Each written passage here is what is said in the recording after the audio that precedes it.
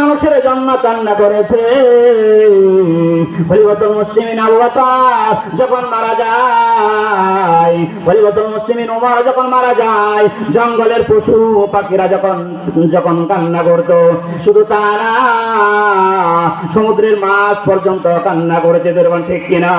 এই বাংলাদেশের প্রখ্যাত আলেমদ্বীন আল্লামা দেওয়ান হোসেন সাঈদী রাহমাতুল্লাহ আলাইহি যখন মারা গেছে, শুধু বাংলাদেশে না, এই পৃথিবীর প্রতিটি ইঞ্চি ইঞ্চি মাটিতে পশু পাখিরাও কান্দে। যত মানুষ বসবাস করে প্রত্যেকের চোখের মধ্যে পানি চলে এসেছে। যেরকম ঠিক কিনা?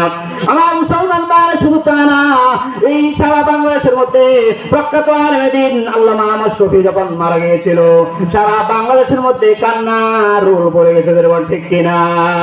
এই জন্য আল্লাহ তাআলা বলেন, শোনো ও মুমিন মুসলমানেরা, তোমাদের জন্য জমিন কান্না করবে, আসমান কান্না করবে, ফেরেশতারাও কান্না করবে যখন তোমরা আমি আল্লাহ তাআলা জিকির করবা, আমি আল্লাহ তাআলার কোরআন তেলাওয়াত করবে, আমি আল্লাহ তাআলার নামাজ আদায় করবে, আমি আল্লাহ তাআলার কাছে যা কিছু চাওয়ার সব কিছু চাবে। আল্লাহ তাআলা বলেন, ইন্নামা ইউওয়াফাস সাবিরুনা আজরাহুম বিগাইরি হিসাব।